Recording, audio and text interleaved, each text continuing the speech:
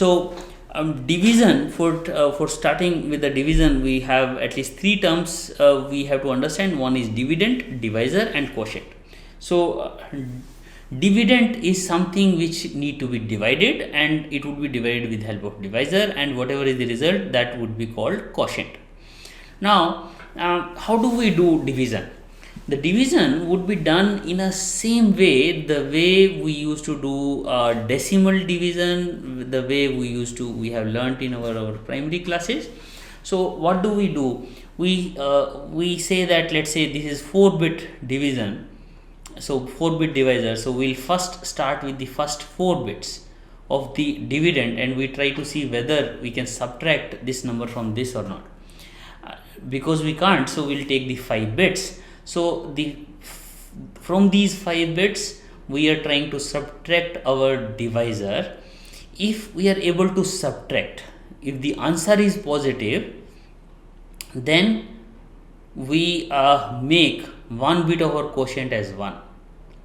Okay, so we write 1 here. So you see, this 1 we are writing in the most significant place of the quotient. Now then we do subtraction. So after doing subtraction, we take 1 from the top, so one additional 1 from the dividend, and then we try to see whether this remaining number, whether it can be subtracted from the divisor or not. So we see that if we subtract, then the output would be negative, so we say we can't subtract. And because we can't subtract, the number will remain as is, and in the next cycle we take 1 more bit from the dividend, and then we see whether we could now subtract or not. So because now we are able to subtract, so we have written 1 here as a 3rd bit, and after subtraction we get 1 0, and then this another 1 we take from the dividend, this become 1 0 1. Now again we'll try to subtract, whether we are able to subtract or not. Because the output of the subtraction is going to be negative, so we don't subtract, and we write 0 here in the quotient. So the final subtraction would result, whatever result is there, that would be called a remainder. So this is the process we were learned in our primary classes to do division. The same method we can use here also for doing binary division by using addition, subtractions. So what you will see here, that couple of things to note. So one thing, that whenever we are generating quotient, it is generated as most significant bit, then towards the less significant bits.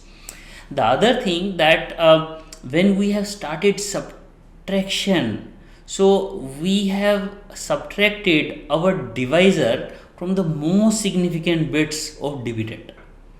So what we can do is, we can consider that we can also see it like this, that the divisor is this, and the rest of the bits are 0. Okay, so this is a 9-bit dividend, this is the 4-bit divisor. So we have to consider here that rest of the 3 bits are all zeros, and then we are trying to subtract. Okay, and after that subtraction, whatever is the result, here we in case of a digital circuit, we will always have to subtract, and then we have to see whether it is negative or not.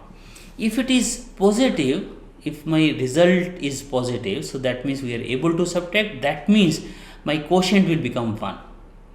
Okay, and because quotient will become 1, then we are able to subtract. If the result of subtraction is negative, then we have to restore, we have to say that whatever was the previous result of subtraction, that will keep, and we'll take 1 more bit from there, and we'll add 0 as a quotient also. So this process is, again, there are a couple of things to notice, that a couple of more things to notice, that this is a cyclic process, this is a repetitive process in each step. So in each step, what we are doing is, in each step we are trying to compare, some n bits of my dividend, some selected n bits starting from the most significant bits. We are comparing those n bits, and then trying to subtract our divisor, and if the result is negative, so this is one thing which we are doing every time. We are trying to subtract, and then if the result is negative, then we are making that particular bit of quotient as 0. If result is positive, we are making that bit as 1. The other thing we are doing is we are also shifting our quotient, our divisor in the right direction. So initially this was here, and then it was shifted one bit in the right direction. Here it was shifted one more bit in the right direction. Here again it was shifted one more bit in the right direction. So every time my divisor is shifted in the right direction. Okay, so if we are storing our result as a quotient, so we can also say that first time my my result was most significant bit, then most significant bit minus 1, then most significant minus 2. So that way we are also trying to for quotient we are always shifting in the left direction and then writing to the least significant bit. Okay, so I can summarize all of these things like this, that if I have m bit dividend and n bit divisor, the total number of bits in my quotient is going to be m minus n, and there would be n bit remainder, and the overall process is total number of quotient bits m minus n. Okay, so each step, we can say that each step is one state of the finite state machine. So in each state we are subtracting divisor from the dividend, and the same thing is written here. If the result is positive, then we are updating the dividend register, otherwise we are not, and least significant bit of the quotient is 1 if result is positive, and if it is negative, the least significant bit of the quotient is 0, and we don't update the dividend. And we are always shifting right the dividend, and we are always shifting left the quotient. So let us see, if we see the overall process, we would, let's say we are trying to have a 64 bit divisor, so let's have 32 bit of divisor and 64 bit of dividend. Okay, and then we would get 32 bit of quotient and 32 bit of remainder. Now here, to keep 32 bit of divisor, we are using 64 bit register because we have to do all the shift right operations. So that's why 64 bit divisor is written over there, but actual divisor size is 32 bit only.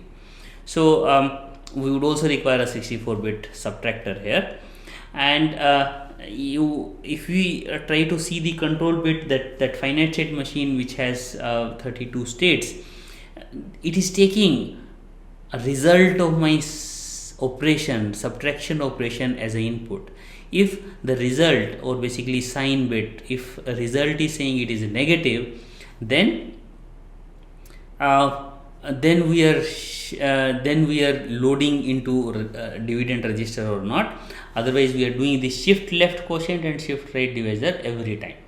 And finite state machine like multiplier is going to be a modulo 32 counter, so basically a 5 bit counter which would start from 0 state to state number 31. Now let's look at the data path diagram. So this diagram is also taken from Hennessy Patterson computer organization book. So what we are doing, we are keeping the divisor initially in the left half, upper half.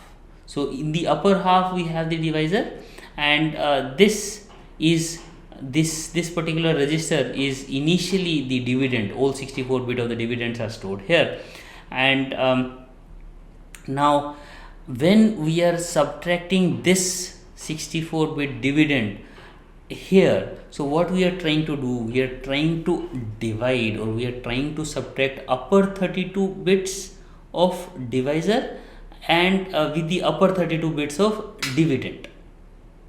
Okay, so these are the upper 32 bits and these are also upper 32 bits, although it's 64 bit subtractor, but essentially because my divisor is now stored in upper 32 bits, so only those will get subtracted. Okay, now if the subtraction is found to be negative, then I will check what is the sign bit. If sign bit is found to be 1, that means it was negative, then I'll make my quotient as 0. If sign bit was positive, that means I'll make my quotient as 1 and will keep here as a least significant bit. But because we are shifting the quotient every time in the left direction, so this this quotient, the first bit of the quotient will become more significant bit in 32 cycles. Okay, so every time divisor is shifted in the right direction by 1 bit in every cycle. Okay, in the next state, so divisor would be shifted 1, and similarly now if the result of this subtraction is negative, if result of this subtraction is negative, we will not write to our dividend or remainder register. We will not write here. So what does that mean? It means that the dividend would remain same. So if you see this example, so let's say if it is not written, then we'll consider it as 0 0 0. So 1 1 1 remain 1 1 1, and then one more bit would be borrowed from dividend. So not writing essentially means that dividend still remains same. There is no change in the dividend. Okay, so this is how we can do the 64-bit division by a 32-bit divisor. And yeah, so after 32 cycles, we'll have the results there in the lower half of my remainder register, and the 32-bit of quotient will give me the correct results here. Now there are a couple of more observations here. That one thing, this diagram look quite similar to multiplication diagram, so that means that the same optimization would be possible here also. So as a optimization, what we can do is we can use the quotient register. So what we can do is initially we can keep divisor as 32-bit, and my 64 bit of dividend would be stored in this particular register, and every time my division would be there, every time I would do subtraction this would be shifted in the left direction. So when we are shifting it in the left direction, so this shift left would be taken every time. So when the shift left is taken, so if result of the subtraction is positive, if the result is positive, then we'll write 1 in the least significant bit of this register, and we'll every time we'll keep on shifting it in the left direction.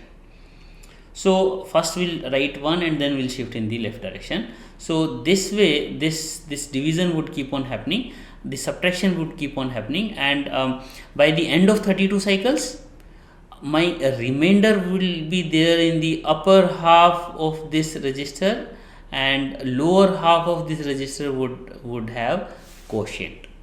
So like in multiplication, this register has been has two uses. It is now used to store quotient as well as it is used to store a remainder.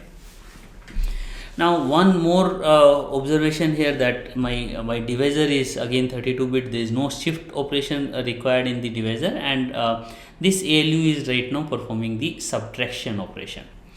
So other thing is also evident, that this diagram looks exactly the same as the diagram which was used for multiplication. Even the control circuit is same. So in multiplication we were performing the shift right operation. Right now for division we are performing shift left operation. Okay, and the condition for right is different. Here condition for right is that if the subtraction is negative or not, then we are going to write, otherwise we were not writing.